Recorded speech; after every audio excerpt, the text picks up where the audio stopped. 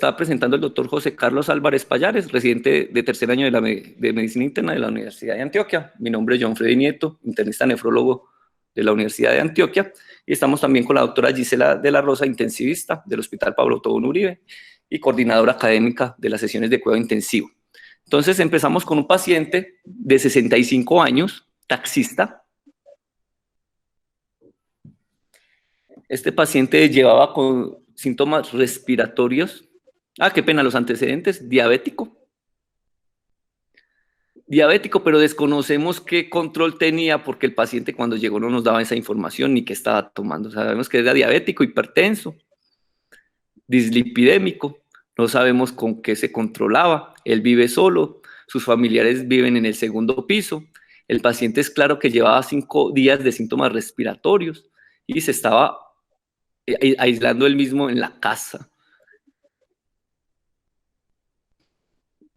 El pacientico, al parecer, a las 3 de la mañana de este fin de semana, presentó un grito y un gemido intenso. Sus familiares bajaron a ver qué pasaba y lo encontraron inconsciente, cianótico, con espuma por la boca. Al parecer tenía restos alimentarios también. No tenía ninguna respuesta y lo llevan inmediatamente al Hospital Pablo Tobón Uribe. Desconocían mayores datos del paciente, como lo menciono, solo los que les dije. Y el paciente ingresa en muy mal estado general, saturando 10%, totalmente inconsciente, mientras se ponen el equipo. ¿Cómo? Saturando 11%. 80. 11. 11. Sí, señor, es verdad. Pues, el paciente está ahí. 11% llegó saturando, con una presión arterial de 60/40 y una frecuencia cardíaca de 136.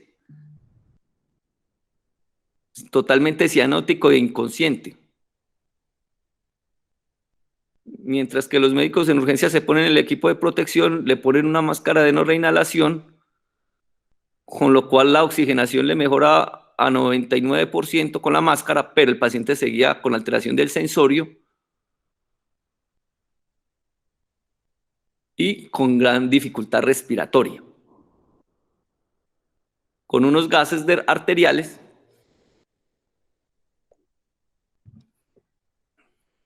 Sí. Exacto, al examen físico no había nada más, excepto la cianosis, la dificultad respiratoria, la evidencia de material alimentario en la boca y espuma. No tenía ningún signo meningio. El Glasgow era de 8/15. Yes. Los gases arteriales de ingreso, ahí después ya tenía la máscara de no reinhalación, o sea que tenía un oxígeno a 100%. Tenía un pH de 6,8. Una PCO2 de 74, un bicarbonato de 7,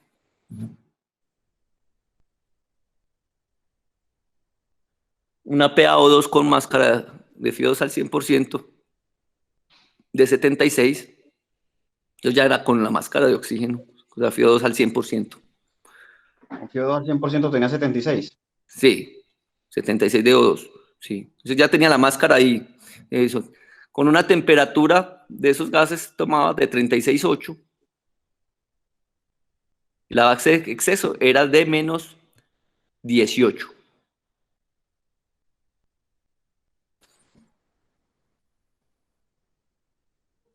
Puedes como empezar a ver qué. Listo, ok.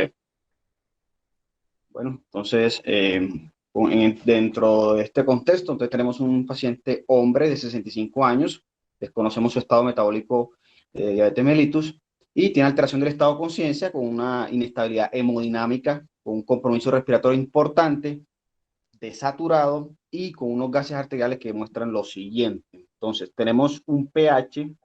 Entonces, con este cuadro clínico, antes de leer los gases arteriales, un paciente con diabetes, con alteración del estado de conciencia y con esa, digamos, dificultad respiratoria e inestabilidad hemodinámica, uno tiene que, digamos, de pronto anticiparse a lo que posiblemente tenga el paciente, que es una complicaciones agudas de la diabetes, sea En este caso puede ser una síndrome hiperosmolar osmótico o puede ser una cetoacidosis diabética o un compromiso mixto.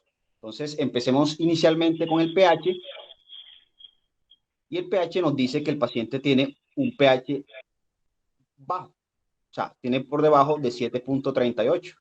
Por lo tanto, este paciente tiene un proceso de acidosis o ya en términos semánticos no sería no solamente acidosis, sino acidemia. Entonces, por dejar debajo de 30, de menor de 7.38.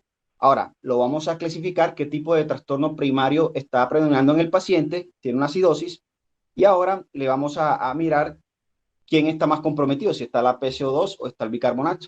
Entonces vemos que en este paciente tiene un bicarbonato bastante marcado y tiene una PCO2 aumentada, que dado el contexto que tiene el paciente, digamos que puede estar a favor de que la disminución del bicarbonato me lleve a que el paciente tiene una acidosis metabólica. Entonces ya le pongo aquí el apellido, listo. Y voy a mirar, antes de mirar qué tipo de acidosis metabólica es, si este paciente tiene una acidosis metabólica compensada o no compensada. Entonces, para mirar si el paciente tiene una acidosis metabólica compensada desde el punto de vista respiratorio, entonces para eso tenemos unas fórmulas. Entonces, la fórmula en este sentido, cuando tenemos una acidosis metabólica, se dice que la PCO2 esperada debe ser 1.5 por el bicarbonato más 8 más o menos 2. ¿Listo? Este paciente tiene bicarbonato 7, o sea que aproximadamente puede tener casi 10 de bicarbonato. Ya lo voy a multiplicar exactamente para 1.5 por 7, da 10.5, más 8, da 18.5, más o menos 2, 18.5 más o menos 2. O sea, por lo tanto, la PCO2 de este paciente debe oscilar aproximadamente entre 20.5 y 16.5. Pero vemos que el paciente antes no tiene este rango, sino que tiene la PCO2 en 74. Por lo tanto, el paciente tiene un trastorno asociado, un trastorno mixto desde el punto de vista respiratorio, es decir, este paciente tiene una acidosis respiratoria asociada. Te hago una pregunta, José, muy bien hasta el momento, vas muy bien, tranquilo. Simplemente, ¿cuál de las dos componentes le está generando más acidosis? ¿El bicarbonato o el CO2? Bueno, profe, con ese bicarbonato, hay unas tablitas que me pueden a mí sugerir de pronto, teniendo en cuenta, porque si la PCO2 me aumenta, se dice que la PCO2 después de 40, cada 10 milímetros de mercurio que aumenta, me debe aumentar en condiciones agudas entre 1 a 2,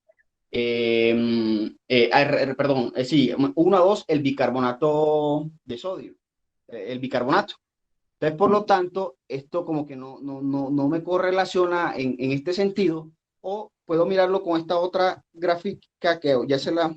Que no la Espérate, te corrigo, no, muy bien, pero haz esta relación mejor. Por cada 10 que aumente el CO2 por encima de 40, aproximadamente el pH cae de 0.09.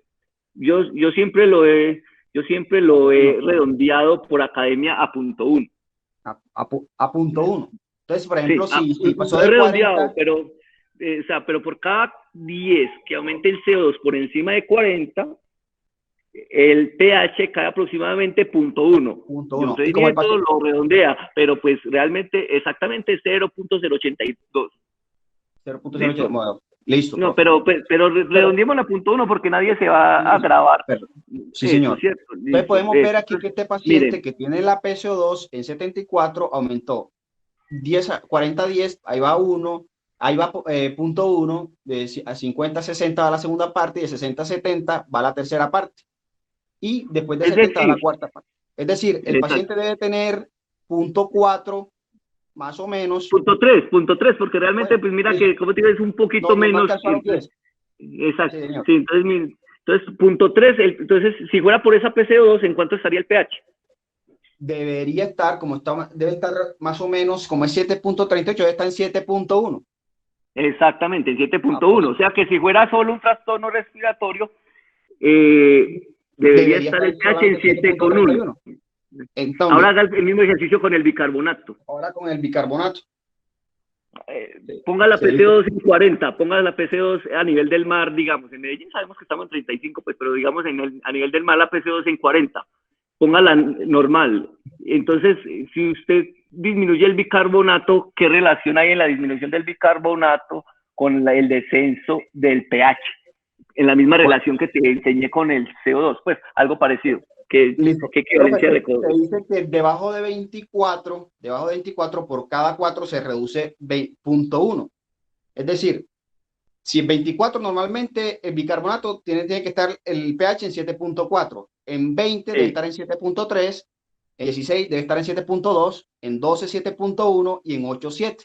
Este paciente tiene 7, más o menos debe estar en 7, que es más o menos concordante a lo que el paciente tiene. El paciente, bueno, no tanto, pues se pasa a un punto 1, pero digamos que pueden estar 2 trastornos asociados ahí mismo. Los dos están muy graves, pero mira que quedaría una mayor acidosis con el bicarbonato. Con el bicarbonato. Pero los dos son graves, o sea, tiene una acidosis grave mixta. Si fuéramos estrictos, es predominante, es más el componente metabólico, pero el CO2 también está muy alto, pero esa es la relación. Esa también, una memotecnia que yo le saqué, no está escrito pues como en ninguna parte, pero es la relación que yo más o menos saqué, que usted más o menos a 7,4 tiene un bicarbonato de 24 y a 6,8 usted tiene teóricamente, si el CO2 está normal, un bicarbonato de 0, ¿cierto? Y más o menos cada punto 1 tenemos una disminución entonces del pH de punto 1, ¿cierto? Eso, como lo digo, es una memotecnia que les hice para que más o menos ustedes siempre se pregunten cuando tengan un trastorno mixto, pues deben preguntarse, ¿ve? ¿Qué será lo más delicado en este momento? ¿Lo metabólico o lo respiratorio? O los dos. En este caso, evidentemente son las dos cosas, pero pues si fuéramos estrictos, tenemos un componente mucho más acentuado de la parte metabólica, ¿cierto? Señor. Muy bien, eso. Siga entonces, vamos muy bien. Hasta el momento tenemos que un paciente que tiene una acidosis metabólica con una acidosis respiratoria asociada, pero el predominio del trastorno ácido base es metabólico por la relación que acabamos de hacer. Exacto, muy bien. Entonces enfoca primero la acidosis metabólica y después enfoca la acidosis respiratoria. Tienes que hacer los dos enfoques. Guardaré esto que está aquí para que no se me pierdas y ahorita cuando la necesite la abro. Entonces, el paciente tenemos una acidosis metabólica y para caracterizarla necesito de los iones para saber si es de anión GAC aumentado o es normal. Entonces, sodio, potasio, cloro y ya tenemos el bicarbonato que era de 7. Muy bien. ¿Cómo está? Entonces, sí, muy bien. Tenemos el sodio en 131. 131. El potasio, 5,8. 5.8. El cloro, 109. 109. Entonces el anión GAP nos dice que 131 más 5.8 da 136.8. Ponga la fórmula para los estudiantes que están conectados. Sodio más potasio, que son los iones positivos, menos el cloro, menos el bicarbonato. Se supone que el anión GAT lo que quiere decir es cuánto le falta a la sangre para alcanzar la electroneutralidad en los casos de acidosis metabólica. Y son los aniones GAT, son los aniones no medibles, es lo que te más sugiere el anión GAT. Entonces, el cálculo de este paciente que estamos presentando sería 131 más 5.8 menos 109 menos 109 menos 7. Me da 20.8. Muy bien, José Carlos, te pregunto una cosita. ¿Qué antecedentes tiene el paciente? Profe, diabetes mellitus. Entonces usted no debería corregir alguno de esos iones antes Claro, de profe, el mirar. sodio. ¿Tiene cuánto la glucosa? Ah, muy bien, sí, porque qué tal que tuviera Sí, ese, señor. ¿cierto? Sí, Entonces la señor. glucosa estaba en 236. 236. Entonces se dice que después de 100 se le debe corregir más o menos 1,6 del sodio por cada 100 que aumente. Por lo tanto, este paciente que tiene, que tiene 236, se le subió 1 y solamente sería uno solo, habría que corregirle, sumirle 1,6 de sodio al que tiene Sí, normalmente. sí, muy bien. Ahí no fue mucho la diferencia, No fue mucho la diferencia, pero es pero qué importante tal que tenerlo en hubiera cuenta. tenido 800, pero qué tal que Sí, hubiera señor. tenido 800, ¿cierto? Habría la Sí, señor. diferencia. Sí, señor. Bueno, Gracias, profe. Listo. Entonces aquí tenemos el anion gap, que es lo normal. Entonces, cuando contamos el anion gap, esto que está aquí completo, o sea, teniendo en cuenta el sodio, el potasio, el cloro y el carbonato, más o menos se dice que debe estar, al menos esta es la fórmula que yo cargo, no sé si lo ven, más o menos 2. sí, muy bien. Listo. Muy bien, y corríjalo allá arriba porque ahorita que hagas el delta delta para que lo hagas exactico. Pues Listo. como tenemos estudiantes por la academia, aunque yo sé que no fue mucho, pues, pero ¿Dónde lo haga ahí corrió, la profe? corrección. Ahora no, pues con ese 1.6 corrija el anión gap porque ahí te debería dar un poquito para que hagamos Bueno, la listo. corrección. Anion gap. Listo. Preventico sodio. Es como por la academia, porque los estudiantes Listo. Entonces puedan.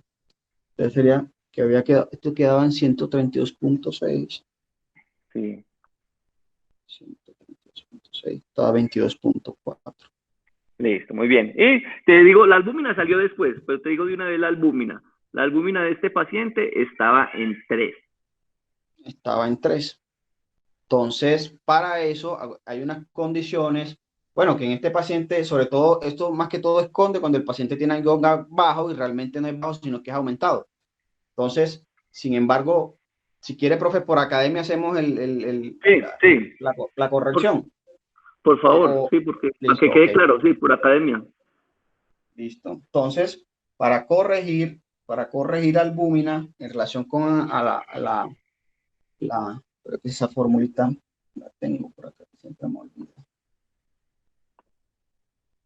La tengo. Tranquilo, si no se acuerda, se suman 2.5 al Punto, anión GAP por cada gramo que esté la albúmina por debajo de 4. sí, es 4. Espérate, profe, ¿cómo es que pero yo la hago bien aquí? Se suman 2.5 al anión GAP que te dio por cada gramo que esté la albúmina por debajo de 4. Es decir, le sumas 2.5 a ese anión GAP porque está en 3, está exactamente 1 gramo por debajo. Creo que es así, albúmina menos. Pero, para poner la fórmula para que lo vean los muchachos. Que no la tengo aquí. Ya lo voy a hacer, profe, ya no tengo. Sí, pero tranquilo, entonces tendrías que poner por la diferencia de la albúmina por cada gramo, le sumas 2.5. O sea que sería la albúmina, pues si sacáramos la fórmula, no, pues sería la albúmina 4 menos la albúmina del paciente, ¿cierto? Sí, Y le pero sumaría ya. entonces 2.5 por cada gramo que esté por debajo.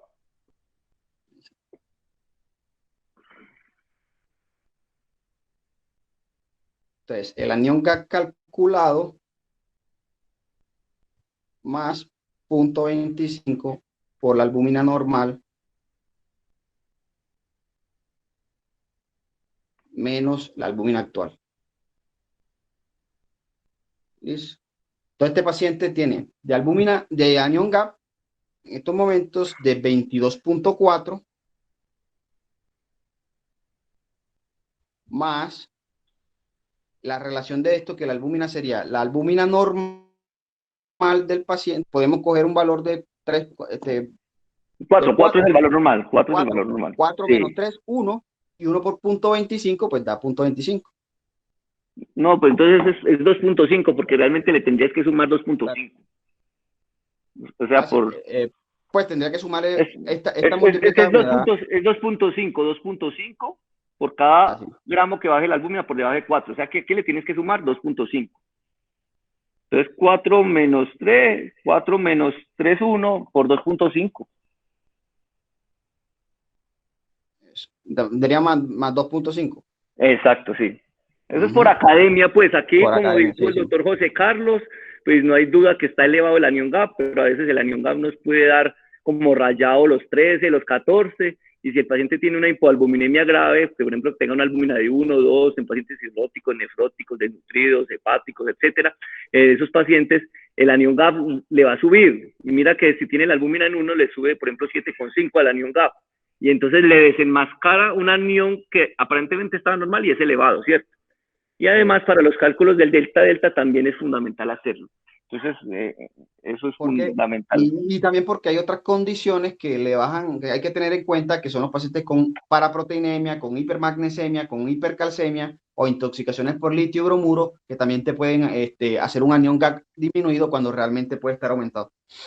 Sí, muy bien, muy bien. Entonces, siga. Entonces, tenemos un anion gap elevado. Entonces, en conclusión, tenemos a este paciente extremadamente grave. Le estamos actuando, lo estamos interviniendo a ver si hay que intubarlo, reanimándolo, y alguien está interpretando el equilibrio ácido-base. Tenemos que tiene una acidosis muy grave, mixta, metabólica y respiratoria, predominantemente metabólica sin despreciar lo respiratorio. La estamos interpretando y es una acidosis metabólica con anion gap elevado. Listo. Y ahorita el problema es respiratorio. Listo, siga. Hasta ahí vamos. Listo. Entonces, cuando tenemos esa acidosis metabólica con anion gap aumentado, entonces podemos tener, desde este punto de vista, descartar las posibles. Profe, si empezamos con esta de una a la descartar o hacemos los otros modelos que también. No, tranquilo. Por el área del tiempo, descarte que váyame pidiendo qué examen necesita de lo que usted va a descartar, o qué memotecnia te sabes, o cómo utiliza usted cuando está elevado, qué pide al paciente. Pues entonces, del paciente. Exacto. Entonces, para descartar las posibles etiologías que te pueden generar acidosis metabólica con anion gap aumentado, entonces yo manejo esta estrategia de Goldmark, que significa G, glicoles, o sea, intoxicación por glicoles. El paciente vive solo, es taxista, ¿le sospechas o no le sospechas? 65 años. Taxista. Bueno, los taxistas normalmente, los taxistas siempre cuando paran en una estación, ellos se toman un traguito de algo, ¿no? Bueno, entonces puede ser, listo. Entonces téngala ahí en el tintero. Listo. Muy bien. Listo. Lo que viene siendo la oxiprolina, ¿toma acetaminofén, profe? No, nada, que dentro de sus medicamentos no toma eso, entonces tache. ¿Cómo tiene el lactato, profe? Lee el lactato. Tache, vaya tachando lo que no es. El lactato. 2.2, 2.2. Listo, 2.2 de lactato. Vaya tachando lo que no o lo que sí. ¿Cómo, profe? No, que vaya tachando lo que no o lo que sí. Listo. De lactato, que este paciente no tiene antecedentes. ¿Le explica el lactato de esa acidosis metabólica? Sí, profe. Esto pasa más que todo en los pacientes que tienen síndrome de intestino corto, es decir, que por X o Y motivo le recortaron una parte del intestino, la parte distal del estómago, y estos pacientes, como tienen problemas de absorción, las mismas cantidades que ingieren de carbohidrato y que cualquier persona puede metabolizarlo, en estos pacientes que no hacen esa absorción porque tienen disminución del intestino, pasan directamente al intestino grueso y las bacterias son metabolizadas por estas bacterias, las cuales al metabolizar el carbohidrato no producen el lactato, sino de lactato. Muy bien, pero él no tiene nada intestinal, tranquilo, entonces muy bien la respuesta. El de lactato, él no tiene nada intestinal. Ahora, y el anterior, el lactato, no, muy bien lo que dice del lactato, o sea, no aplica. ¿El lactato está alto y le eleva el anion gap o no? Profe, sí, claro, pero igual que no está tan alto como uno pensaba. O sea, el paciente está aumentado, pero por hipoperfusión y todo esto, pero no es lo que me está explicando el trastorno ácido-base este paciente. Muy bien, listo, siga. Lo otro es el metanol. ¿Listo? ¿Sospechas o no metanol? Profe, si vamos a lo mismo de lo que, profe, un paciente que vive solo, no sé, profe, no creería que no. Quería que no, porque no estaba, digamos, si me dice que estuvo en una fiesta y que le dieron algún trago diferente o tomó algún trago diferente, no sé, habría que preguntar a la familia si de pronto tenía alguna sustancia alrededor de él. No tenía nada, no lo encontraron así, él llevaba 5 días, él llevaba 5 días enfermo. Hay una estrategia que me puede ayudar a sospechar eso, que es calcular los molar gap, pero ahorita miramos. Sí, muy bien, listo, siga. Entonces, lo dejo en el tintero también. Pues, bueno, déjelo en el tintero, pues, tranquilo. Ya viene siendo la aspirina, los salicilatos. En este caso, profe, no tiene nunca, aparentemente parece que no tomaba eso. No tiene. No tomaba eso. Rhabdomiolisis, ¿cómo tiene la CPK, profe? Entonces tache lo que sí, lo que no, porque para que sea claro, para listo. Rhabdomiolisis, sí, la tiene la CPK en 258. Listo, no está tan alta tampoco, profe, y me falta una. Renal failure. Listo. No está tan alta tampoco, profe, para explicarme, digamos, un aumento del riesgo de generar lesión renal, porque esto normalmente pasa con encima de 5.000 de CPK. No, eso está casi normal, no es tampoco, listo, tache que no. Listo, ¿qué cetoacidosis? Los cuerpos cetónicos, digamos positivos. que positivos. Sí. En orina y en sangre, profe, me imagino, pues. En sangre, positivos, sí. Listo, ok. Entonces, aquí esto sí puede generar pues, el cuadro clínico de este paciente. Entonces, hay algunos que me pueden preguntar a mí, entonces, ¿por qué no tiene tan altos los niveles de glucosa? Tiene 236. Sin embargo, puede ser un estado de cetoacidosis y no de síndrome hiperosmolar porque es otra entidad de complicación aguda por la diabetes. Muy bien, ¿y la única cetoacidosis que existe, la diabética, o usted conoce alguna otra? No, profe, está la inanición, te puede dar cetoacidosis. Los que son secundarios a medicamentos también te pueden generar cetoacidosis. Entonces, un momentico, la inanición te puede dar ese grado de acidosis. Uy, profe, tiene que ser una inanición, pero bastante profunda, pues no sé cuánto tiempo tendría que estar sin recibir Él lleva 5 días enfermos, este paciente lleva 5 días enfermo, hiporéxico, aislándose por síntomas respiratorios, pero pues no sabemos si comió o no, por eso le pregunto que si la inanición le puede dar ese grado. Podría ayudar. De acidosis. Pero no, profe, no se va. Podría ayudar y aumentar el riesgo pues, de tener la cetoacidosis en un paciente que no sabemos si está controlado o no está controlado. Listo. Pero pareciera que no, ¿cierto? Muy raro. Parece. Que pues tan grave, ¿no? Y el paciente es diabético, es más cetoacidosis diabética hasta que se demuestre lo contrario. Listo. ¿Y qué otra cetoacidosis hay? Diabética, por inanición, por medicamentos, listo, ¿qué más?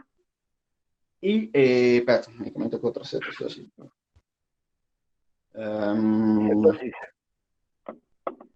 Alcohólica. El alcohol, pues obviamente el alcohólica, sí. Claro. ¿Le sospechas?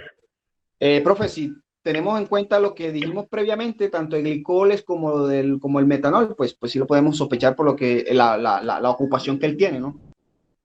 No, pero la probabilidad de alcoholemia fue negativa. Bueno, entonces por ese lado diríamos que no, pero podríamos tener las otras intoxicaciones, también podrían generar cetoacidosis, pues si tiene metanol o tiene... Bueno, pues entonces no las has descartado, listo. Y no, tenían una creatinina de ingreso de 1,6 con un boom de 44. Con un boom de 44. Con esta creatinina, ¿cuánto le da la tasa de filtración, profe? Yo, mira. Acuérdate que eso no sabemos si es agudo o crónico, pues si es agudo, la filtración funciona ahí mucho. Pero le explica ese grado de acidosis con anión GABA elevado, esa cifra. Realmente no creo que le dé no creo que le dé una tasa de filtración debajo de 20, pues que es la que donde empieza a aumentar más el riesgo de tener una acidosis metabólica. Allá 1,6 a ojo de buen cuero o 50. 50, sí, entonces no me explicaría eso. Entonces, listo. Por el momento, no sé si me ha preguntado otra cosa, profe. Por el momento... ¿Con qué te quedas de eso? ¿O cómo descartamos eso? Las posibles causas que tiene este paciente de acidosis metabólica hasta el momento documentada, tenemos la cetoacidosis, porque tiene los cuerpos cetónicos positivos, con una glicemia que está en 236, pues no está tan alta, pues, pero está aumentada. Y está pendiente por considerar las de tintero, que son glicoles o metanol. Eso, entonces te aclaro una cosa, esa era la de los gases, ¿cierto? La central le dio 324.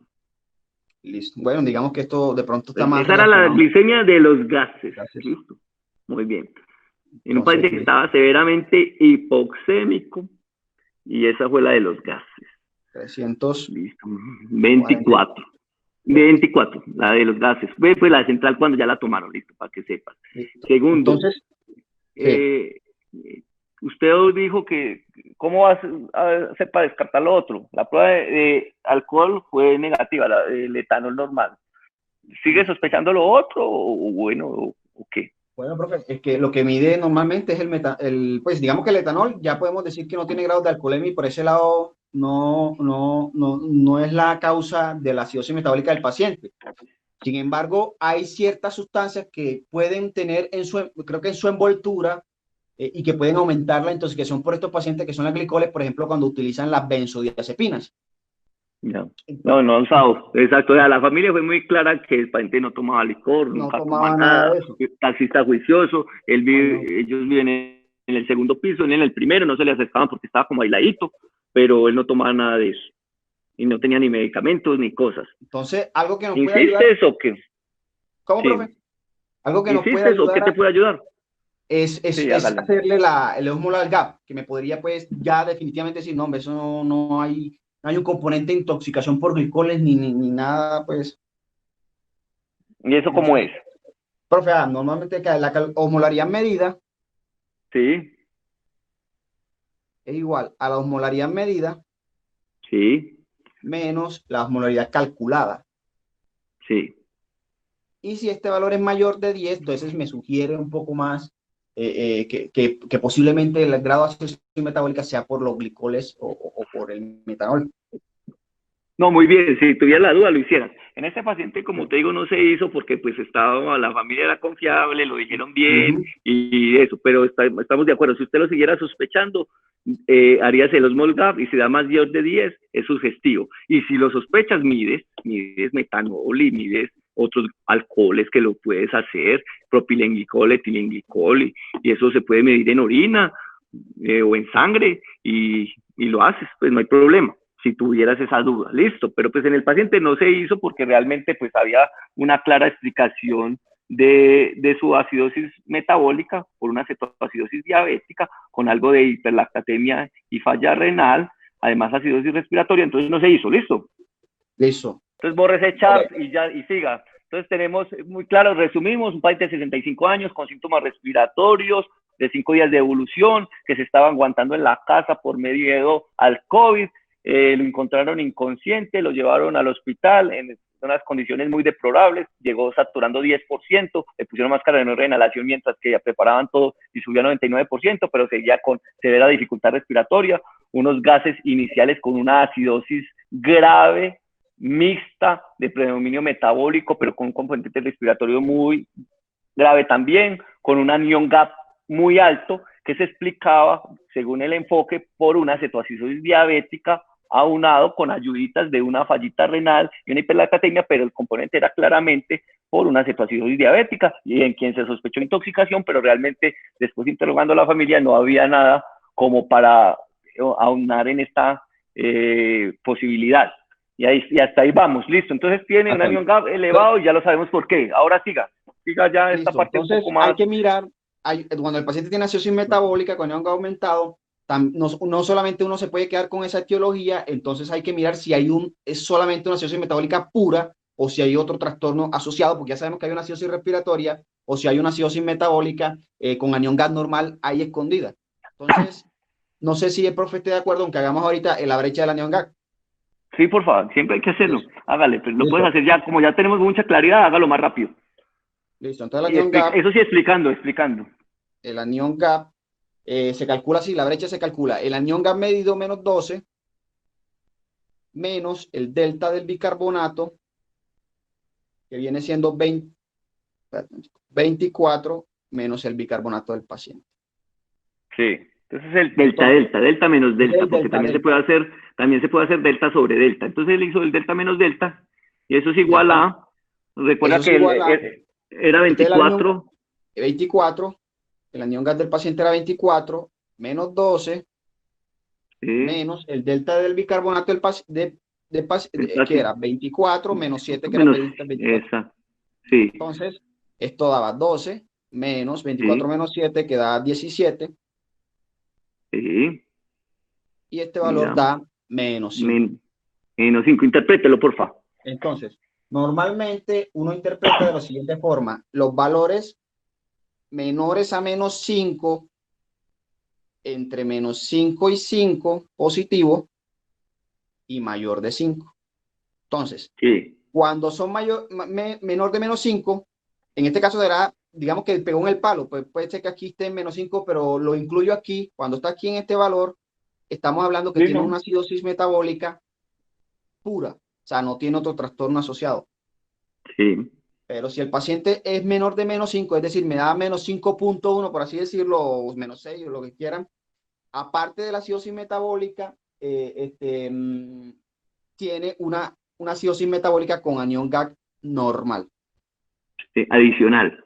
adicional, normal. Adicional. O sea, Que ahí elevado el con normal. enfoque, que ahí el enfoque Ah, no. me Sí. haría Pero no a fue el buscar caso, otra cosa. tranquilo. Pero en Sí, sí, este no caso, fue el caso. digamos que le voy a hacer caso que es menos 5, entonces es pura. Es pura, no, Porque mira, porque cuando es, tú cuando, hiciste las correcciones del caso, exacto, y realmente mira que exacto, era 24.8, entonces realmente está como cercano a esa menos 4, recuerda que el corregido era como 24.8, o sea que cayó en pura. Ya después haremos otros sí, ejercicios con esa, tranquilo. exacto. Y si da más de Cuando es mayor menos, de 5 cuando es mayor de menos 5 es una alcalosis metabólica que está asociada a la acidosis metabólica con anión aumentado. muy En bien, este entonces caso, es pura. el paciente está aquí. ¿Listo? Entonces Listo. tenemos un paciente con una acidosis metabólica con anión GAC aumentado, hasta el momento una acidosis metabólica pura con una acidosis respiratoria asociada. Eso, Por rápidamente el enfoque de la pseudoacidosis tratamiento. respiratoria. Entonces, a la respiratoria, entonces como ya tenemos una acidosis metabólica respiratoria, entonces lo siguiente que hay que hacer es, pues normalmente si este es el trastorno primario, no busca si está compensado o no está compensado, pero eso no lo vamos a hacer porque ya sabemos Ya, cuál es sí, el otro compromiso. Pero aquí hay sí, que mirar cómo está el gradiente alveolo arterial. sí, Alveolo arterial. Entonces, este gradiente alveolo arterial se dice que solamente es útil, ya ese profe me corregirá, cuando la FiO2 es debajo del 50%. Porque cuando lo que utiliza el paciente, porque si el paciente lo hace en el cálculo con FiO2 más del 50%, es mejor calcular la PAFI. He leído yo, y profe. la PAFI del paciente era de 76, pero La no PAFI. sé si la profe Gisela nos corrige y nos ayuda ahí, por favor.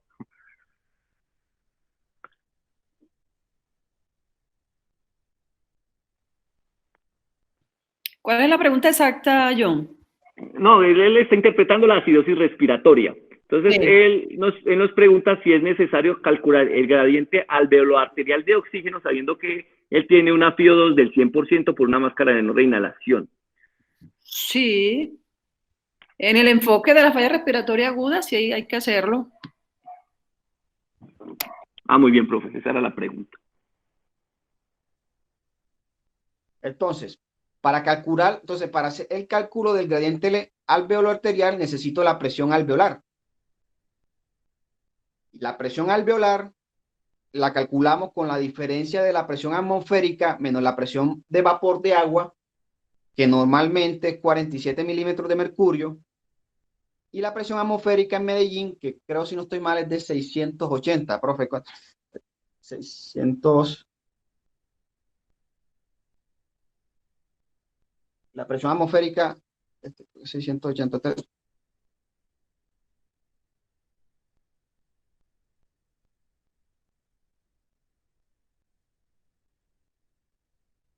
¿Salo me escucha? Tengo en la cabeza que es de 640, me corrige la profe Gise o Andrés Sí, del otro recién. 640, profe. 640. 640 en Medellín. En Medellín. En Medellín. Porque si fuera a nivel del mar sería 760. ¿Listo? 760. Eso es muy importante saber en qué sitio estamos para calcular esto. ¿Listo? Entonces, esto fue en Medellín, entonces 640, 47 la presión de vapor de agua por la FiO2, que en este caso le estábamos dando una FiO2 cercana al 100%, pero realmente por una máscara de reinhalación es entre el 80 y 90% realmente lo que se alcanza a dar de FiO2. Entonces se lo La estábamos profe, dando la al profe, 100%. sí, pero la máscara realmente no da 100% exacto. No sé si la profe Gisela me corrige, da entre 80 y 90%. Póngale punto 8 que no da más de eso. No da más eso, la máscara da punto 8. 0.8. Listo. Entonces, esta resta de 640 menos 47 me da igual a 593. 593 por 0.8.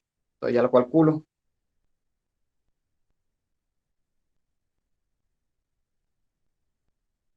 $93 por 0.8. Me da 474. 474 por 0.8. Entonces, 474 menos la presión alveolar menos la presión parcial de CO2 sobre 0.8. Y la presión parcial de CO2, habíamos dicho que estaba en 74, creo que era, por 0.8. Eso me va a dar entre 0.8, entre 0.8. 3.8. Todo es entre 0.8, ¿verdad? O es solamente, no, es solamente la PCO2. 74 entre 0.8, eso da 92.5. Entonces, 474 menos 92.5. Y eso me da 474 menos 92.5, me da 381. La presión alveolar. Entonces el gradiente es igual a la presión alveolar, que es 381, menos la presión arterial del paciente, que es, el profe me había dicho que, aquí,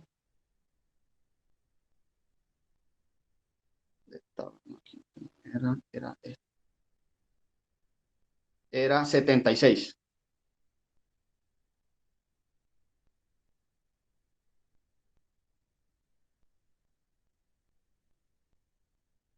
Era 76.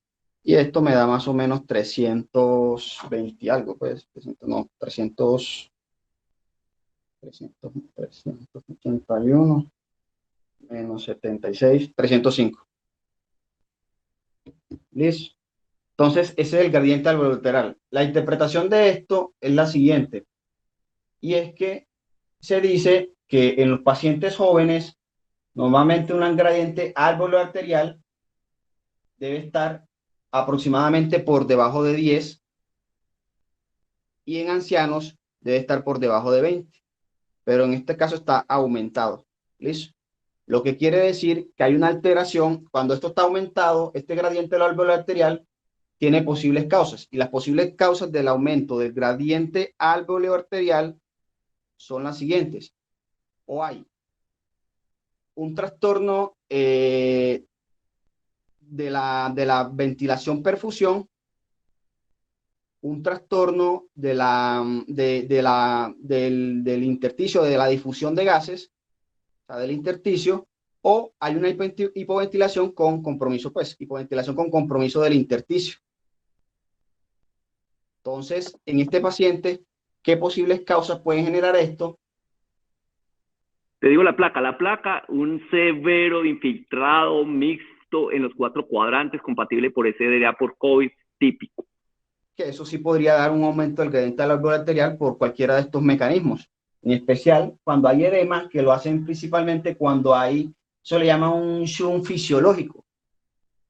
Cuando hay aumento, ya sea en neumonía, en edema o hemorragia, da un mecanismo de shunt fisiológico, pues, de compromiso intrapulmonar. Me corregirán los profes si estoy bien. Así está muy bien. Está muy bien, o sea, ese gradiente está muy alto, 305. Por ejemplo, el de la alteración, ventilación, perfusión, son gradientes mucho más bajos, pero eso ya le preveía a uno que iba a ser un llenamiento en el alveolo. Acuérdate que los llenamientos del alveolo son el SRA, la neumonía, la sobrecarga hídrica, la hemorragia alveolar, lo que esté llenando el alveolo, ¿cierto? Sí. Entonces, digamos que tenemos la otra posible causa de que por qué el paciente tiene tanto compromiso. Bueno, profe, aquí digamos que no sé si hay alguna cosa que agregarle a la acidosis respiratoria. Al menos esto es lo que yo tengo a grandes rasgos. porque No, ya lo hizo muy bien, lo listo, hiciste muy bien, ya el terminaste. diagnóstico que quedó con el paciente es que tiene un paciente con una diabetes mellitus no compensada aparentemente, o por lo menos no sabíamos que estaba tratada previamente y que no sabíamos complicaciones micromacrovasculares, y que tiene una acidosis metabólica con anión GAC aumentado, asociado a anión GAC aumentado, asociado a una acidosis respiratoria, y la causa de la acidosis metabólica es la cetoacidosis en el paciente descompensado, y la acidosis respiratoria por un SRA posiblemente, o un edema agudo del pulmón en ambos campos pulmonares, que hay que buscarle la etiología de por qué el paciente tiene ese SDRA. O sea, si el paciente puede tener una infección de base o tiene, no sé si tendrá falla cardíaca, que es lo primero que hay que descartar antes de decir que tiene SDRA, para saber qué otra cosa lo descompensó al paciente aparte de su cetoacidosis diabética. Recuerda lo que te digo, John, es un COVID. Y es un COVID. Profe, que no escuché lo de COVID, qué pena. Sí, es COVID confirmado. COVID. Listo, bueno, ahí tiene pues su COVID. Listo, profe. No, en este caso me llegó el fin de semana, tranquilo, yo en la unidad COVID. Este caso me llegó así. Al principio dudé muchas cosas, pero sí, ya después lo aclaré. Sino que es que no es usual que se presenten los pacientes así, pero este paciente llegó saturando 10% porque ya 5 días aguantándose porque tenía mucho miedo de ir al hospital. Bueno, entonces no, llegan así, es que hemos visto en estos pacientes con COVID cómo llegan en unas condiciones deplorables los que se aguantan para ir al hospital porque le tienen miedo, que hay un cartel, que tienen miedo de ir al hospital y llegan en una cosa, y algo que yo nunca había visto en la vida, en todo el tiempo que llevo trabajando en cuidado intensivo, que ya son muchos años, y la profe es muy joven también, pero tiene más años que yo yendo, y yo no había visto pacientes vivos en estas condiciones y aguantando tanto, saturando tan bajito. Este paciente llegó saturando 10% y vivo, y no quedó, y salió, pues, y se está manejando. Y yo pacientes así ya los había visto muertos hace rato, pero estos pacientes son saturando 30, 40%, de hecho no se ven a veces ni tan mal, pero sí están muy graves, pero son unos pacientes que se ven severamente hipoxémicos y están hasta chateando por el celular y diciendo que no tienen nada. Y ahora este sí llegó moribundo y boqueando sin ninguna duda. Sí. Entonces lo hiciste muy bien, hombre, José Carlos. Estás apenas empezando R3, lo felicito, tiene muy buen enfoque, muy buenas bases clínicas y fisiológicas y bioquímicas. Entonces, así es como la metodología.